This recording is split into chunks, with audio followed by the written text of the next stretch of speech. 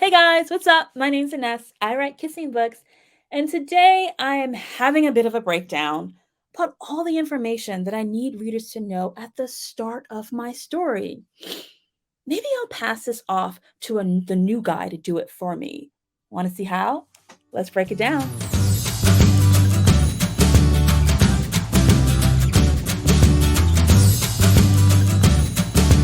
Have you heard the writing term, as you know, Bob?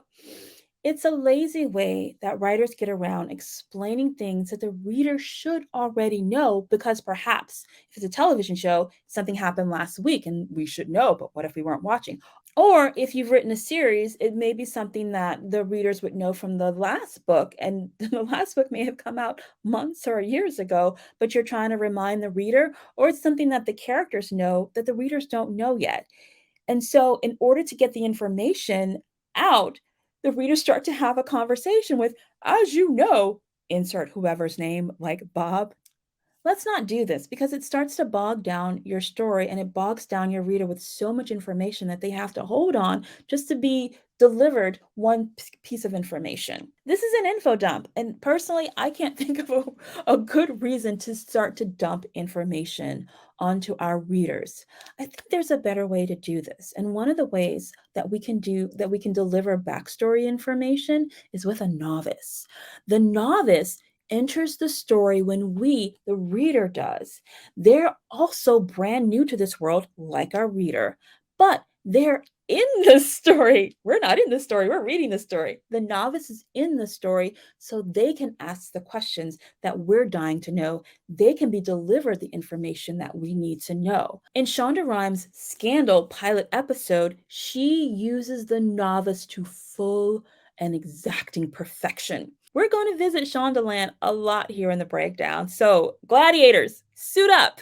In the pilot episode of the political thriller show, Rhimes had to figure out how to outline the procedures of what her heroine, who is a fixer, what she does. In medical dramas, the patient comes in with an undiagnosed illness, doctors run tests, they get it wrong, the patient nearly flatlines, and then at the 11th hour, someone figures it out and the patient lives. Hooray! In Law and Order or crime shows, the same thing. We start with a crime, the police show up to the scene, they gather the evidence, a suspect is caught and delivered, and the lawyers prosecute the case. And hopefully, we have the right guy. Hooray! In mysteries, there's a dead body or a crime that's been committed, and we gather the clues. We try to pin it on one particular suspect. We typically get it wrong a couple of times before the big twist and the reveal of the actual villain, and we get our bad guy. Hooray! But a fixer, how does that work? Enter the novice to the rescue. Scandal doesn't open with our fearless heroine, Olivia Pope. It opens with the new girl getting hired.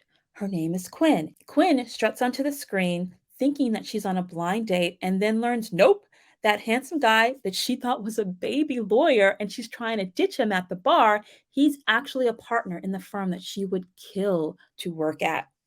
So, what she thought was a blind date actually turns into a job interview where she gets the opportunity of a lifetime. But again, how does her new job, her dream job, how does it work? What exactly is this job? And what exactly has she been hired to do? We learn what Quinn's job, what Olivia Pope's job is in four ways. Quinn asks questions. She's shown a process. She tries to model the behavior that she's shown, and she makes mistakes and is set straight. Let's walk through it. When we and Quinn walk into the offices of Pope and Associates, we see that it's an entirely unconventional office with quirky colleagues. The first thing that happens is Quinn makes a mistake. She goes on and on about how she admires Olivia and her work at the White House. She goes on to say that it's an honor to work for Olivia's law firm. Olivia ignores the part about the White House, but we heard it. And she corrects Quinn in saying that this isn't a law firm. She starts to deliver the information of what this is, and we're not getting backstory dumped on us. We get it in a casual conversation. Then Quinn starts asking questions. So, when the client of the week, the A storyline of the pilot episode, walks in with literal blood on his hands, Quinn starts asking questions. What do we do? This is exactly what we're thinking. What do they do here to Pope and Associates? How are they going to deal with this guy with blood on his hands? Why aren't they calling the police? This gives Olivia a chance to answer. She literally says, "We interview the client. Her gut tells her everything that she needs to know, and she sets the rule, the main rule of which is do not lie." Again, we're getting that backstory handed to us on a platter, but it's not being dumped down. Now Quinn is starting to see the procedures of how Pope and Associates works. The cast of Pope and Associates have to show Quinn the ropes, and we get to watch as they begin their investigation of this week's case. We see them interview their client. We see them go out and investigate for clues.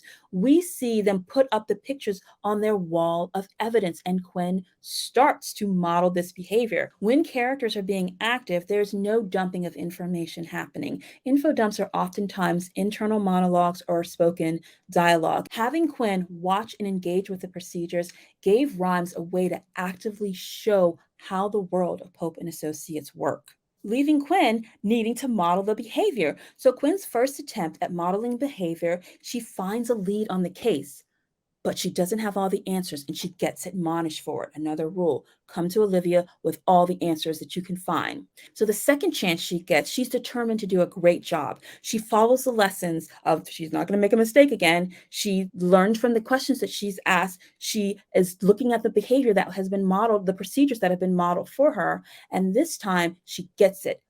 But then, when she gets it right, she sees the ugly side of Pope and Associates when the information that that she has gathered is used to destroy a woman accused of sleeping with the president. All of this is done without a single info dump, or an "as you know, Bob," or an "as you know, Olivia." So, the next time that you have a lot of explaining to do at the beginning of your story, consider using a novice to ask questions, to watch a procedure play out, to model the behavior that they see from the other characters, and to make mistakes so that they can be corrected. Want a more in depth exploration of pacing? Try out my course, Page Turner Pacing: How to Write a Binge Worthy Novel in 21 Days at InesWrites.com/PTP for Page Turner Pacing. Want to break down shows and movies with me live on Teleparty? Come to my watch parties. They're so fun. You can find the viewing schedule on InesWrites.com/breakdown.